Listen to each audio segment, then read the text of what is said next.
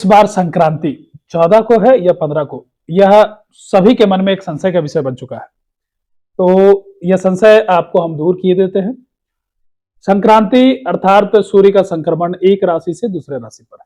तो जब धनु से मकर राशि पर होता है तब वह मकर संक्रांति के नाम से हम जानते हैं। और यह भारतवर्ष में बहुत ही प्रसिद्ध है। जैसे तमिलनाडु में पोंगल के नाम से, गुजरात में उत्तरायण के नाम से, पंजाब में लोहरी के नाम से, हरियाणा में मघी के नाम से, असम में बिहू के नाम से, इस प्रकार अलग अलग जो है वो भारत के प्रांतों में, राज्यों में अलग अलग नाम से उस दिन को पर्व के रूप में हम मनाते हैं।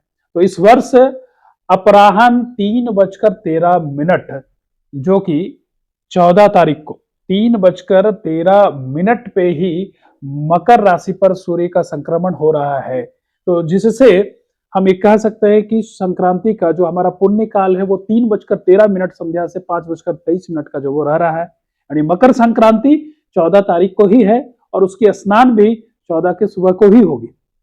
तत्पश्चात उसी दिन सटतिला एकादशी रहने के कारण 15 को खिचड़ी भोग का आयोजन किया जाएगा। चूंकि एकादशी के दिन बहुत सारे भक्तजन चावल ग्रहण नहीं करते हैं, चावल अर्पण नहीं करते हैं। तो खिचड़ी के लिए 15 तारीख और मकर संक्रांति का जो विशेष मुहूर्त है वो 14 को ही दृक पंचांग के अनुसार हमें प्राप्त हो रहा है। अब बात आती है कि दान का शुभ समय 3:04 संध्या से 3:28 का जो समय है, यह विशेषकर जो है वो दान आदि का प्रमुख समय है। और दान में क्या दान करें, तो निर्णय सिंधु के अनुसार एक श्लोक का वर्णन मिलता है। तस्याम कृष्ण तिलय स्नानम कार्यम चो च ऊर्ध्वतम सुबह तिलादेयाश्च विप्रेभ्यो सर्वदेवोत्तरायणे तिल तैलेन दीपाश्च देया देव गृहे स्वहा। अर्थात कि आप जल में तिल डाल करके उसी जल से जो वो नहाए, तिल का पेस्ट बना करके लेप लगाए, जिसको हम उदत्तन कहते हैं, और ब्राह्मणों को भी जो है वो तिल ही दान में दे और तिल तेल का दीप हम जला करके दीप दान करें। तो जब हम ब्राह्मण को तिल दान देने की बात आती है, अर्थात है तिल गुड़ या तिल गुड़ का बना हुआ कोई ऐसा मिष्टान जो कि उपभोग करने योग्य हो। तो जो आज के व्यवहारिक जीवन में तिलकुट या तिल के लड्डू बहुत जगहों पर जो वो मिलते हैं और इसको प्रयोग में लोग लाते हैं। अब तिल ही क्यों, तो शास्त्रों में वर्णन तो मिलता ही है, प्लस क्या है कि जो ठंड का जो मौसम है अभी जो वर्तमान में जो चल रहा है, जो शीतलहरी, तिल शरीर में शीत की प्रकृति को दबाता है, यानी शरीर में उष्णता को फैलाता है। और हमारे भारतीय ज्ञान परंपरा में जितनी भी भारतीय जो भी सांस्कृतिक पर्व त्योहार है, जितने भी जो नियम बनाए गए हैं, सारे नियम जो है वो साइंटिफिक है।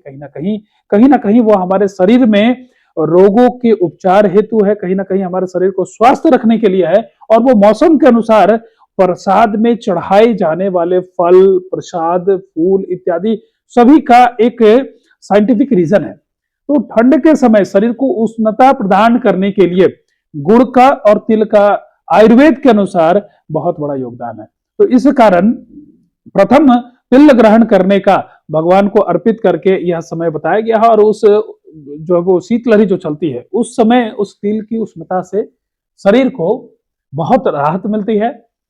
अब पूजन का जो विशेष उपाय है वो किस तरीके से किया जाए, बहुत लोगों के मन में ये प्रश्न रहता है कि हम क्या करें, किस प्रकार का जो विशेष पूजन करें। तो चूंकि सूर्य की संक्रांति है तो सूर्य नारायण की पूजा की बात आती है। और जब सूर्य नारायण की पूजा की बात आती है तो आप सूर्य को अर्घ देवे।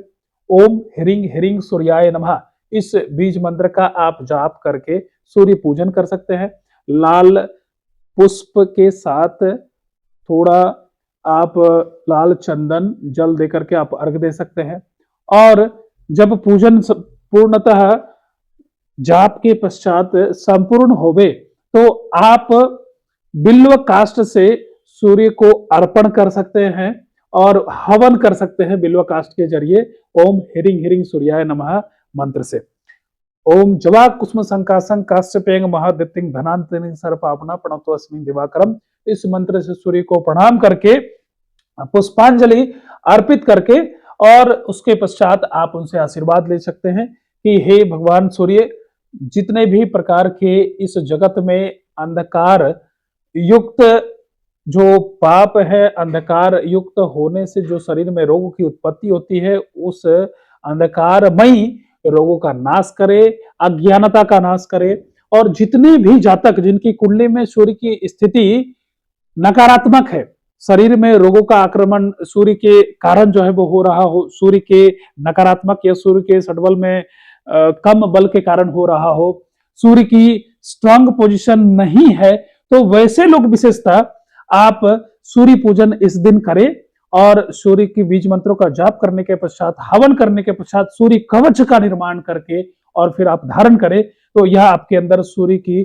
सकारात्मकता लाएगी और सूर्य ग्रह के जो भी पॉजिटिव इंपैक्ट है, जो भी सकारात्मक प्रभाव है आपकी कुंडली के अनुसार, वो आपको पूर्णतया मिलेगा। तो यह सबसे शुभ दिन है कि संक्रांति में आप सूर्य नारायण भगवान की विशेष रूप से पूजन करने के पश्चात आप संक्रांति के साथ ही सूर्य की आराधना के करते हुए और आप दोनों का लाभ एक साथ उठाएं।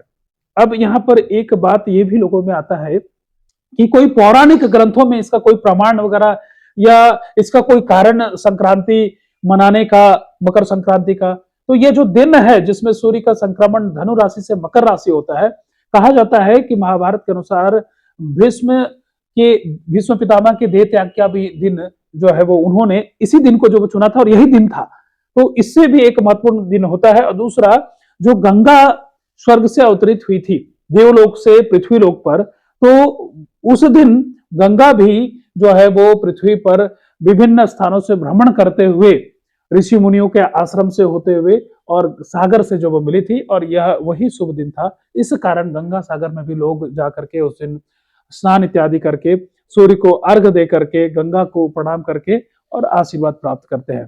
तो इस प्रकार से और भी बहुत सारे लोकोक्तियां हैं, बहुत सारे जो है वो पौराणिक ऐसी मान्यताएं हैं कि इस दिन का प्रभाव बहुत ही ज्यादा और प्रभावशील हो जाता है और बहुत ही ज्यादा महत्वपूर्ण हो जाता है।